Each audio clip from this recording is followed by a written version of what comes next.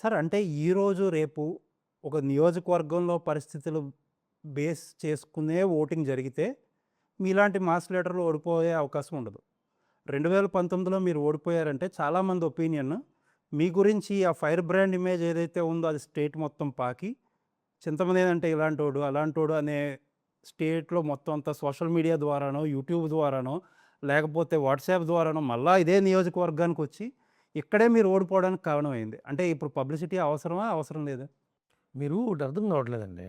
అతను జగన్మోహన్ రెడ్డి యొక్క మాయ మాటలో వాళ్ళు ఒక ఎత్తుగడతో, కుట్రతో, కుయుక్తులతో రాజకీయం చేశాడు కాబట్టే అతను ఆ రకంగా కుప్పకూలిపోయాడు. ఆ రోజు జగను మాటలు నమ్మి కొంత దెబ్బతినింది. నేను కూడా పవన్ కళ్యాణ్ గారికి నాకు ఆ క్లాష్ లేకుండా ఉంటే నేను ఓడిపోయి ఉండేవాడిని కాదేమో. కొంత జనసేన పార్టీ కూడా నేను ఓడిపోవడంలో కీలక పాత్ర పోషించింది. ఎంత డిఫరెన్స్ ఉండొచ్చు సార్ జనసేన ఓట్ల వల్ల? జన్ జ కేవలం జనసేన ఓట్ల వల్ల నేను ఓడిపోయా. ఓకే.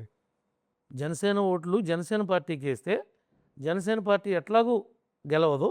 కానీ మా పవన్ కళ్యాణ్ గారిని, మా నాయకుడిని, మా హీరోని ఇబ్బంది పెట్టారు కాబట్టి ఇబ్బంది పెట్టాడు ఆయన కాబట్టి ఈయన అసెంబ్లీకి వెళ్ళకూడదు అని జన సైనికులు అనుకోబట్టి నాకు అంత దెబ్బ తగిలింది. లేకపోయి ఉంటే మొన్న కూడా జరుగుండేది కాదేమో. మళ్ళీ అదే జన సైనికులు అదే కసితో మళ్ళీ నన్ను గెలిపించారు.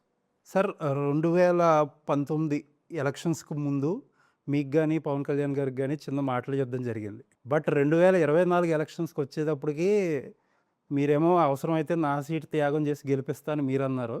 ఆయన మొన్న మీ ప్రచారంలో అన్న మాట, నాకిష్టమైన నాయకుడు ప్రభాకర్ గారు.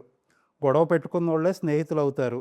ప్రేమున్న చోటే గొడవుంటుంది అని చాలా క్లోజ్‌గా మీ ఇద్దరు మాట్లాడుకున్నారు. అసలు ఏం జరిగింది మీ ఇద్దరి మధ్యన అంత డ్రాస్టిక్‌గా మార్పు రావడానికి? ఏమీ జరగలేదు అసలు. ఆయన మేము అర్థం చేసుకున్నాం, మమ్మల్ని ఆయన అర్థం చేసుకున్నాడు తప్ప మా మధ్యలో ఏమీ జరగలేదు. అప్పుడు కూడా కొన్ని కారణాల వల్ల మాటకు మాట అట్లా పెరిగిపోయింది తప్ప అది ఉద్దేశపూర్వకంగా కావాలనో నేను మాట్లాడింది కాదు. నన్ను ఆయన మాట్లాడింది కాదు.